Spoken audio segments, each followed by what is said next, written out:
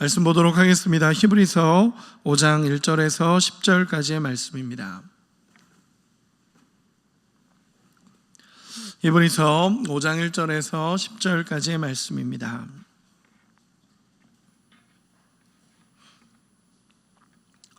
같이 읽도록 하겠습니다. 히브리서 5장 1절에서 10절까지의 말씀 함께 읽겠습니다.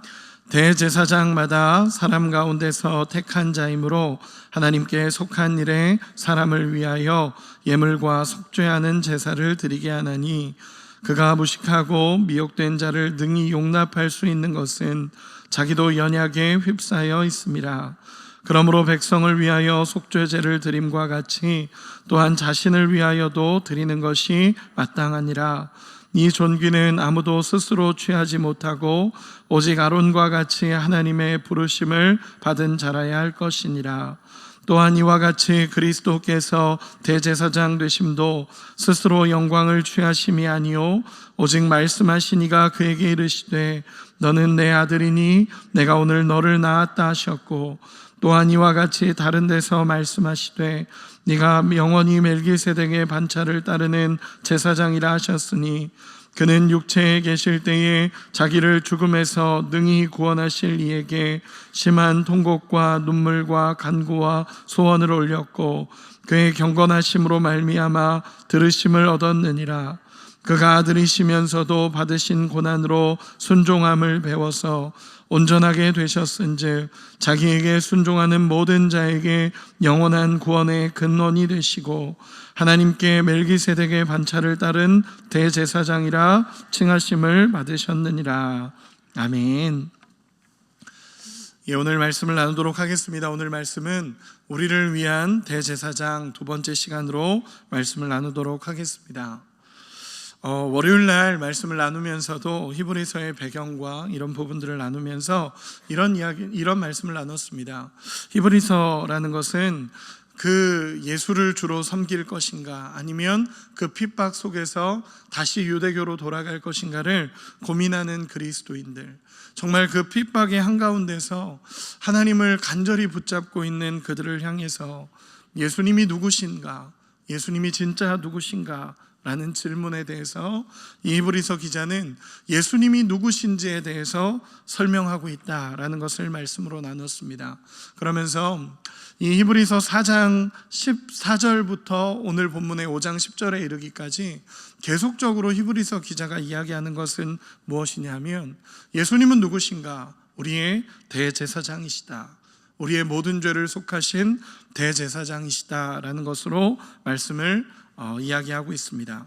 이 대제사장이라는 것은 1년에 한 번 대속죄일 날 속죄소에, 지성소에 들어가게 돼서 그곳에서 이스라엘 백성의 모든 죄를 대신해서 제물로 드리는 사람입니다. 그 사람이 대제사장입니다. 하나님께 선택받아서 제사장으로서 그 모든 이스라엘의 모든 죄를 가지고 하나님 앞에 유일하게 지성소에 들어갈 수 있었던 사람이 대제사장이다라고 성경은 기록하고 있습니다.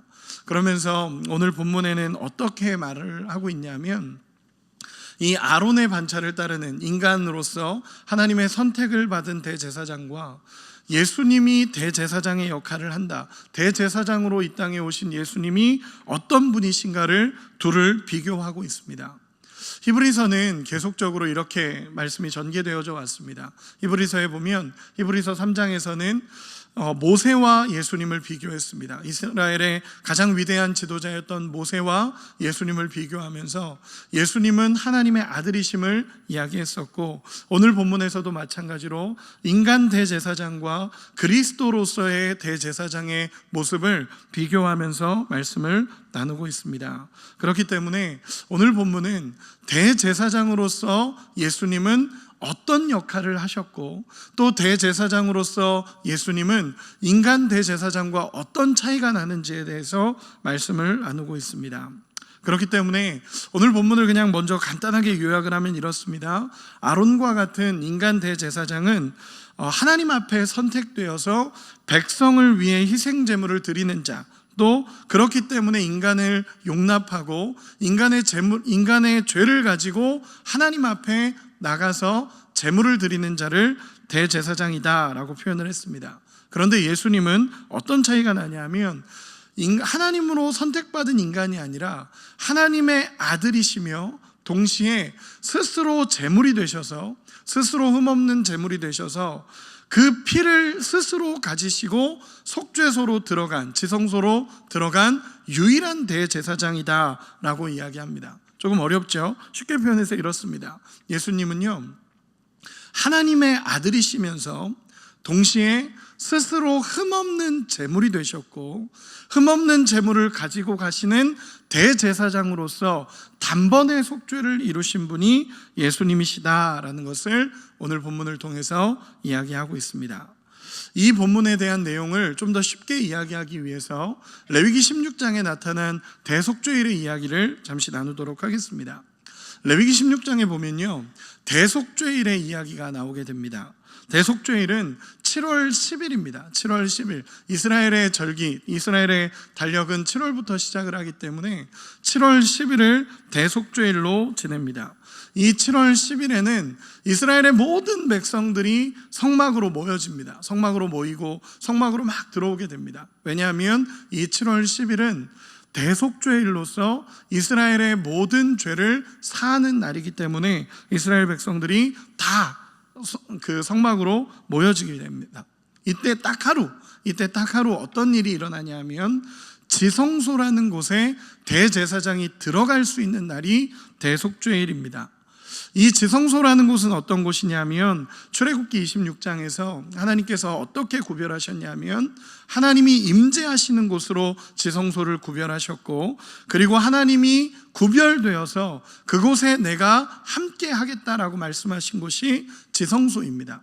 성소 안에서 지성소는 구별이 되어 있습니다.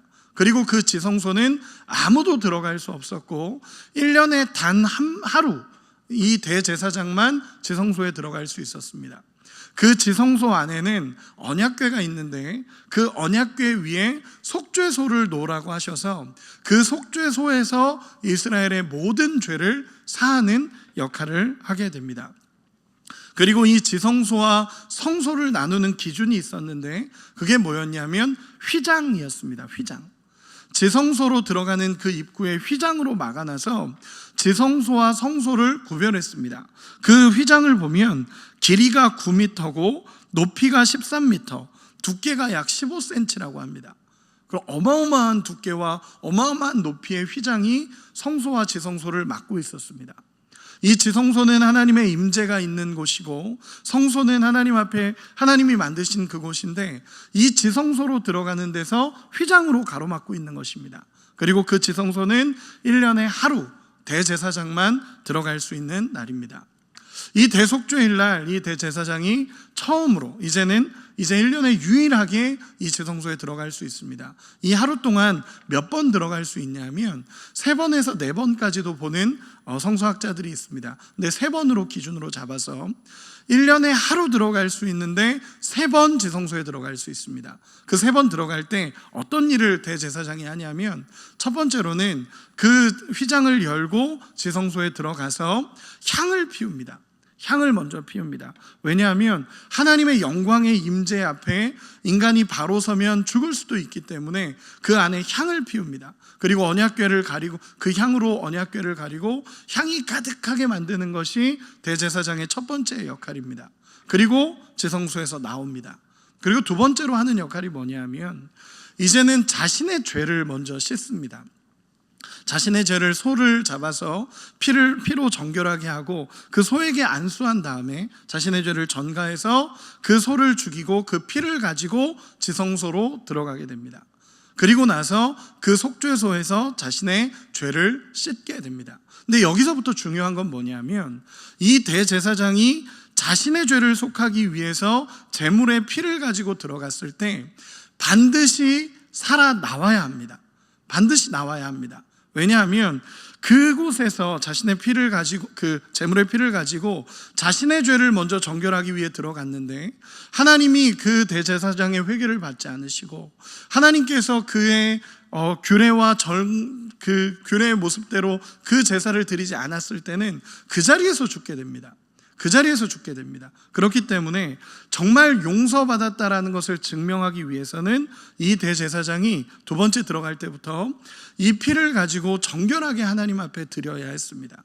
그리고 나서 이 대제사장이 나오면 그 자체의 의미로 뭘 갖냐 하면 하나님이 대제사장을 용서하셨다, 그 자신을 용서하셨다라는 의미를 갖게 됩니다. 그렇게 두 번째 나오게 됩니다. 첫 번째는 그곳에서 향을 피우고 나오고, 두 번째는 자신의 죄를 안수해서 그 제물의 피를 가지고 들어갑니다. 그리고 두 번째로 나오게 됩니다. 그렇게 되면 하나님께서 대제사장의 죄를 용서하셨다라는 것입니다. 그리고 세 번째로 들어갈 때는 이제는 이스라엘의 모든 죄를 가지고 들어갑니다. 염소 2마리를 가져다가 둘 다에게 안수를 합니다. 죄를 전가합니다. 한 마리는 제물이 될 거고 한 마리는 광야로 쫓아냅니다. 그래서 이 2마리는 모두 예수님을 상징하는데, 한 마리는 그 모든 죄를 대신해서 죽으시는 예수님을 상징하고, 한 마리는 이 공동체에서 밖으로 쫓겨나는 저주를 상징합니다. 그래서 한 마리는 쫓아내고 한 마리는 이제 다시 이스라엘의 모든 죄를 이 양에게, 이 염소에게 전가해서 이 염소를 잡습니다. 그리고 그 피를 가지고 이제 지성소로 들어가게 되는 것입니다. 그리고 나서 그곳에서 속죄를 하게 됩니다. 하나님 앞에 속죄소에서 그 피를 드리고 하나님 앞에 용서를 구합니다. 용서를 구하고 하나님께서 그 자리에서 용서하시는 놀라운 역사가 일어납니다. 그런데 여기서 하나 더 우리가 생각해 봐야 되는 게 뭐냐면, 대제사장이 세 번째 들어가서 거기서 그 피로 하나님 앞에 용서를 구하고 나서 반드시 그 자리에서 나와야 합니다. 나와야 이스라엘의 백성의 모든 죄가 용서되었음이 증명되는 것입니다. 그냥 거기서 하나님 앞에 들이다 죽어버리면 이스라엘의 죄가 용서되지 않은 것입니다. 그래서 그 모든 죄를 하나님 앞에 그 용서를 구하고 이스라엘 백성들의 죄를 구한 후에 이 대제사장은 거기서 나와야 됩니다. 그래서 대속죄일의 그 어떤 풍경을 보면요, 사람들이 다 기다리고 있는 겁니다. 사람들이 다 기다리고 있으면서 대제사장이 두 번째 나왔다 들어가고 세 번째 들어갈 때 모두가 숨죽이고 기다리고 있습니다. 왜냐하면 이 대제사장이 그곳에서 나와야 모든 죄가 용서되었음을 깨닫게 되는 것입니다. 그리고 나서 대제사장이 다 드릴 때까지는 이 사람들이 모릅니다. 모르고 있다가 대제사장이 휘장을 열고 그곳에서 나오는 순간 이스라엘 백성들이 다 깨닫습니다. 아, 하나님께서 우리의 죄를 용서하셨구나 라는 것을 깨닫습니다. 이것을 히브리서 기자가 이야기하는 겁니다. 히브리서 기자가 이렇게 이야기합니다. 예수님께서 대제사장이 되셔서 직접 자신의 피를 가지고 그 지성소에 들어가서 모든 속죄를 이루셨다라고 히브리서 기자는 이야기합니다. 우리 한 구절만 찾아볼까요? 히브리서 9장 11절 12절입니다. 히브리서 9장 11절 12절 같이 한 번만 읽어보도록 하겠습니다. 같이 읽겠습니다. 시작. 그리스도께서는 장래의 좋은 일을 대제사장으로 오사 손으로 짓지 아니한 것 곧 이 창조에 속하지 아니한 더 크고 온전한 장막으로 말미암아 염소와 송아지의 피로 하지 아니하고 오직 자기의 피로 영원한 속죄를 이루사 단번에 성소에 들어가셨느니라. 아멘. 히브리서 말씀이 이 말씀입니다. 대제사장이라는 것은 뭐냐면 예수님이 이런 제물의 피가 아니라, 흠없는 제물의 피를 잡아서 드리는 이런 복잡한 게 아니라 예수님이 직접 제물이 되셔서, 직접 흠없는 제물이 되셔서 대제사장으로서 하나님의 지성소 앞으로 나가셔서 모든 죄를 속죄하셨다라는 것입니다. 여러분, 이 죄를 속죄하는 과정을 우리는 뭐라 그러냐면 십자가라고 얘기합니다. 그러면 하나 더, 여기서 더 이야기해야 되는 게 뭐냐면, 우리가 앞에서 이야기한 것처럼 예수님이 들어가셨습니다. 그런데 율법을 아는 사람들은요, 율법을 알고 성경을 아는 사람은 그걸로 끝나면 안 됩니다. 거기서 끝나면 안 됩니다. 들어가셨으면 나와야 용서받았다는 걸 아는 겁니다.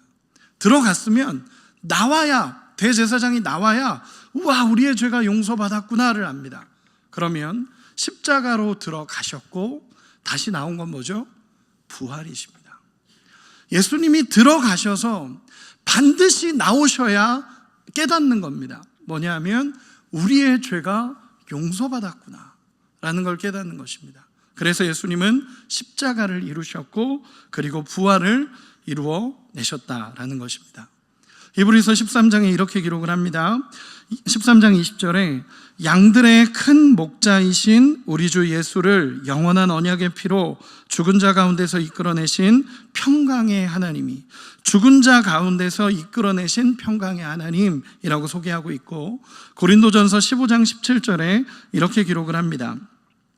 그리스도께서 다시 살아나신 일이 없으면 너희의 믿음도 헛되고 너희가 여전히 죄 가운데 있을 것이요. 아멘. 예수님께서 살아나심으로 말미암아 우리의 모든 죄가 사해졌음을 예수님이 증명하십니다. 이게 대제사장의 역할입니다.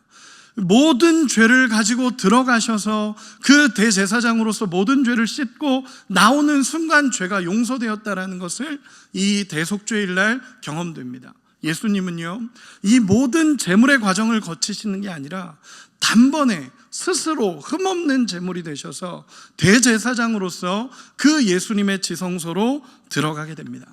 그리고 그곳에서 모든 속죄를 이루시고 부활하심으로 말미암아 우리에게 속죄가 되었음을 증명하신 분이 예수님이십니다. 여러분, 이 예수님의 은혜가 우리 가운데 있기를 소망합니다. 그래서 대속죄일 날 대제사장으로서 모든 죄를 속하는 것처럼 예수 그리스도께서 모든 죄를 짊어진 제물로서, 그리고 그 제물을 가지고 들어가는 대제사장으로서 그 지성소로 들어가 모든 용서를 이루시고 모든 화해를 이루시고 모든 속죄를 이루신 분이 예수님이다라는 것을 히브리서 가운데는 계속적으로 이야기하고 있습니다. 그리고 또 하나 우리가 잘 기억해야 되는 게 있습니다. 예수님이 모든 제물이 되시고 모든 제사장으로서 그곳에 들어가십니다. 그때 예수님이 십자가에서 모든 죄를 이루실 때, 모든 죄를 용서하실 때 일어난 사건이 하나가 있습니다. 그게 뭔지 기억하십니까? 마태복음 27장 50절 51절 제가 읽어드리겠습니다. 예수께서 다시 크게 소리 지르시고 영혼이 떠나시니라. 이에 성소 휘장이 위에서부터 아래까지 찢어져 둘이 되고 땅이 진동하며 바위가 터지고. 여러분, 이 말씀이 앞의 말씀과 연결이 되십니까? 예수님이 십자가에서 죽으시는 그 순간 그 성소와 지성소를 막고 있던 휘장이, 아까 이야기했죠, 어마어마한 두께와 어마어마한 높이, 그거는 황소 2마리가 잡고 양쪽으로 가도 안 찢어진다라고 이야기합니다.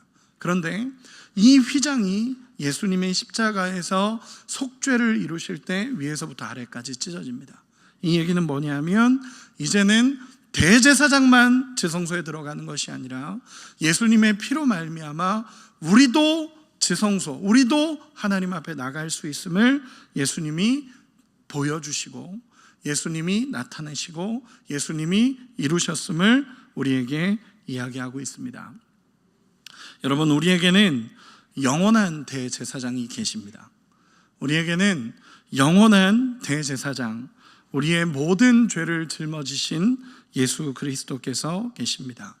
예수님께서 십자가에서 모든 죄를 사하셨고 부활하심으로 말미암아 모든 죄를 사하셨음을 증명하셨고 우리의 모든 죄가 사해졌음을 드러내셨습니다. 그리고 이제는 휘장이 찢어져서 우리가 예수님의 피로 말미암아 하나님 앞으로 나갈 수 있습니다. 그 은혜가 우리 가운데 누려지기를 소망합니다. 오늘 말씀의 결론을 맺겠습니다. 말씀을 준비하면서 새벽에 일어나서 이 말씀을 이렇게 묵상하면서 정리하는데 이 히브리서 당시 사람들에게 전해졌던 이 편지, 이 서신이 예수는 누구신가? 과연 예수님이 대체 누구신가? 라는 질문으로 그들에게 전해졌습니다. 그런데 이렇게 말씀을 묵상하는 가운데 갑자기 하나님께서 저에게도 이렇게 질문하시는 것 같았습니다. 너에게 예수님은 누구냐? 너에게 예수님은 누구냐? 라는 질문을 저에게 하시는 것 같았습니다. 그래서 말씀을 준비하다가 그냥 그 자리에서 주님은 저의 신실하신 분이십니다. 한 번도 신실하지 않으셨던 적이 없고 저의 가장 신실한 분이십니다 라고 고백하고, 저의 담대함의 근원이시며 저의 사랑이십니다 라는 믿음의 고백을 갑자기 드리게 됐습니다. 설교를 준비하다가 갑자기 하나님 앞에 드렸습니다. 그리고 나서 제 마음을 이렇게 돌아보는데 그 초대교회 성도들이 생각이 났습니다. 예수님을 믿기 때문에 그 핍박의 한가운데 있는 사람들, 그 고민과 그 갈등과, 이제는 예수를 저버리고 유대교로 가면 편하게 살 수 있는데 그 핍박의 한가운데서 아픔 속에서 괴로워하면서 과연 예수가 누구신가를 고민하는 그들에게 예수가 모든 소망이며 예수가 모든 죄를 속하셨고 영원한 생명이며 소망이라는 이 메시지 하나하나가 그 갈등하고 있고 고민하고 있고 정말 아파하고 있는 그 성도들에게 가장 위로와 소망이 되었겠구나라는 마음으로 들려졌습니다. 예수께서 십자가에서 우리 모든 죄를 사하셨고 부활하심으로 말미암아 우리의 모든 죄가 용서되었음을 증명하셨고, 휘장을 찢으심으로 말미암아 우리 역시 예수님의 피로 말미암아 주 앞으로 나갈 수 있음을 보여주셨습니다. 여러분, 항상 하나님의 은혜가 우리 가운데 있기를 소망합니다. 청년예배를 얼마 전에 청년예배를 드리면서 말씀을 전하면서 그런 이야기를 했습니다. 임마누엘로 예수님은 이 땅에 오셨다. 우리와 함께 하시기 위해 이 땅에 오셨다. 그리고 떠나실 때도 마태복음 1장에서 임마누엘로 오셨다라고 말씀하시며 우리와 함께 하길 원하셨고, 마태복음 28장에 떠나실 때도 볼지어다 내가 세상 끝날까지 너희와 항상 함께 있으리라. 함께 하기 위해 오셨고 함께 하기 위해 가셨다. 그러면 예수님이 오신 목적도 가신 목적도 하나님이 우리와 함께 하기 위함이다. 그런데 중요한 게 있습니다. 하나님이 함께 하기 위해 오셨는데 함께라는 이 단어는 쌍방입니다. 그렇죠? 제가 누군가를 만나러 너와 함께 하고 싶다고 해서 갔는데 그 사람이 저를 보고 싶어 하지 않으면 쌍방으로 이루어지지 않습니다. 함께 한다라는 건 쌍방입니다. 예수께서 다 하셨습니다. 오셨고 이루셨고 휘장을 찢으셨고 하나님 앞에 나갈 수 있는 길을 만들어 주셨습니다. 그럼 우리가 해야 되는 것도 있습니다. 그 고백은 뭐냐면 예수님의 은혜로 말미암아 나도 예수가 필요합니다 라는 믿음의 고백을 드리고, 나도 주님과 함께하기 원합니다 라는 이 고백이 있을 때 진짜 예수님과 함께할 수 있다라는 것입니다.